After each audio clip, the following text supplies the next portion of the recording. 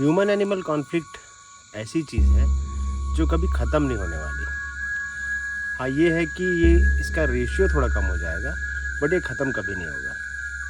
तो ये कॉन्फ्लिक्ट जो है ये हमेशा चलता रहेगा। हाँ, ये है कि अगर प्रॉपर अवेयरनेस हो जाए और लोग थोड़ा जागरूक हो जाए अगर, तो ये हो सकता है कि इसका रेशियो कम हो जाए। बट अगर आप सोचेंगे कि ये ख़त्म हो जाए तो ये बिल्कुल भी प्रैक्टिकल बात नहीं है, ये कभी ख़त्म नहीं हो सकता।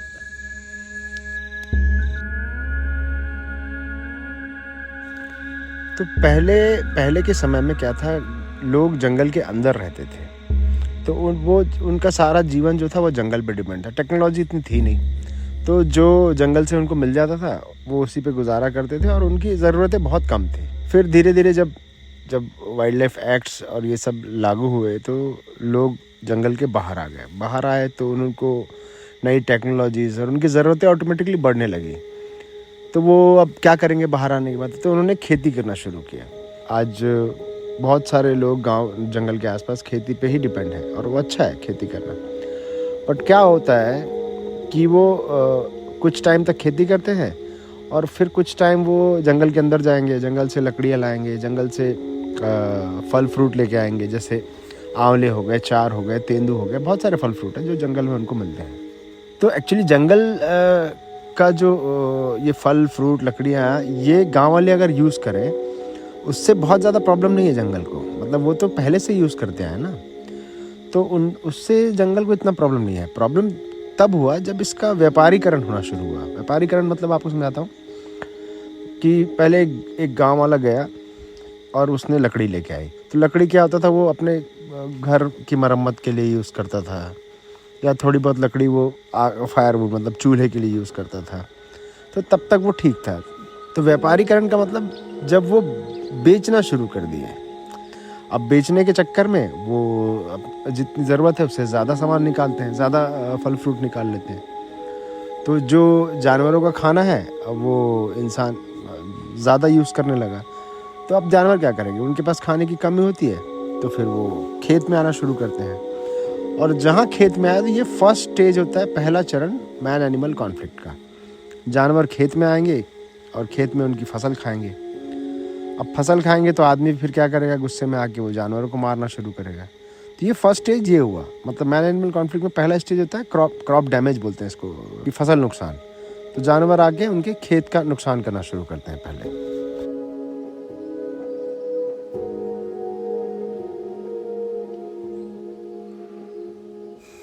मैन एनिमल कॉन्फ्लिक्ट में उसके बाद जो बड़ी समस्या है वो है कैटल किल मतलब जो गांव वालों की जो मवेशियां हैं, उन मवेशियों के ऊपर जब कोई जंगली जानवर हमला करता है और उनको मार देता है तो वो एक बहुत बड़ा कॉन्फ्लिक्ट का रीज़न है।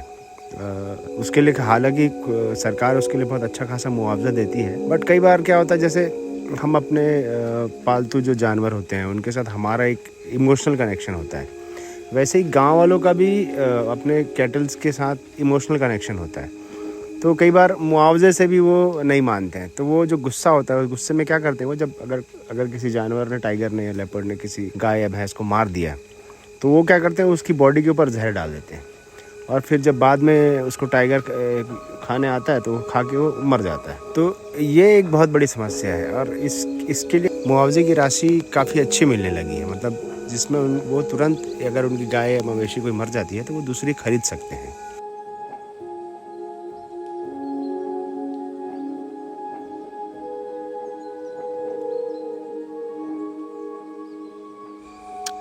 एक्चुअली होता क्या है कि गांव वाले हैं वो अपनी उनकी गाय भैंस बकरियां उसको चराने के लिए जंगल में जाते हैं। तो कई बार क्या होता है, वो या तो खुद जाते हैं जंगल में चराने या वो गाय भैंस बकरियां छोड़ देते हैं और वो कहीं एक जगह बैठ जाते हैं। तो उन केसेस में टाइगर लेपर्ड जो भी है वो कैटल पे अटैक करके और वो उनको मार देता है। हालांकि पहले से रेशियो अगर देखेंगे तो अब कैटल किल काफ़ी हद तक कम हो गया है। अब उन्हीं पार्कों में कैटल किल की समस्या ज़्यादा है जहाँ प्रे बेस कम है या जहाँ टूरिज़्म नहीं है, तो वहीं कैटल किल की समस्या ज़्यादा है। अदरवाइज़ कैटल किल का प्रॉब्लम बहुत हद तक तो सॉल्व हो चुका है।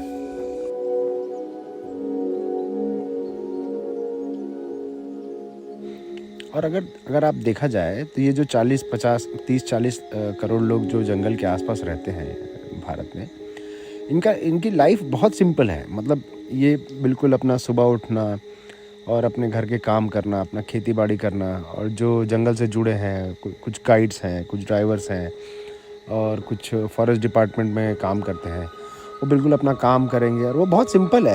ये लाइफ, गांव की लाइफ जो है वो बहुत सिंपल लाइफ है। जंगल के आसपास रहने वाले लोग हैं, वो उनको इसकी आदत है, वो बिल्कुल आराम से कोएग्जिस्ट कर रहे हैं, उनको कोई प्रॉब्लम नहीं है। ऐसा नहीं है कि लोग एग्रेसिव रहते हैं पूरे टाइम और वो बिल्कुल तैयार रहते हैं कि हाँ अब टाइगर या कुछ जंगली जानवर उनके खेतों में आएगा तो वो उसको मार देंगे। हाँ, ये एक्सीडेंट है, वो अचानक कुछ हो गया केस तो अलग बात है, लेकिन मीडिया के कारण ये केसेस को बहुत हाइप मिल जाता है और वो बड़ा इशू बन जाता है। बट ऐसा ये बहुत बड़ा इशू नहीं है कोई।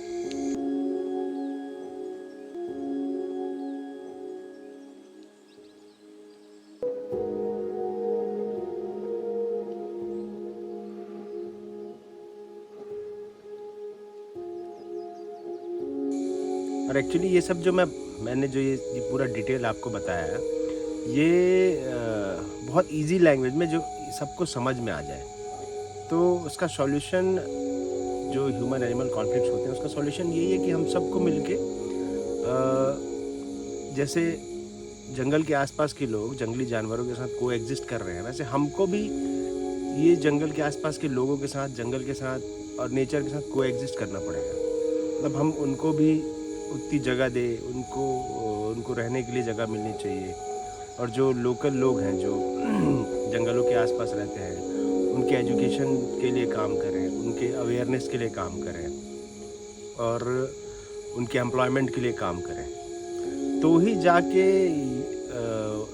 वाइल्ड लाइफ बचेगा। नहीं तो फिर आने वाले समय में उम्मीद बहुत कम है कि कुछ बचने वाला है। मेरा नाम मृत्युंजय कंवर है और ये कहानी मेरी नहीं है। ये कहानी हर उस इंसान की है, हर उस जानवर की है जो जंगल के आसपास रहता है। और इन कहानियों को सुनाने का या इसको डिस्क्राइब करने का मेरा एक ही मकसद है कि ज़्यादा से ज़्यादा लोगों तक अवेयरनेस पहुँचे और वो जंगल के आसपास रहने वाले लोगों को, जंगली जानवरों को नज़दीक से समझ पाएँ।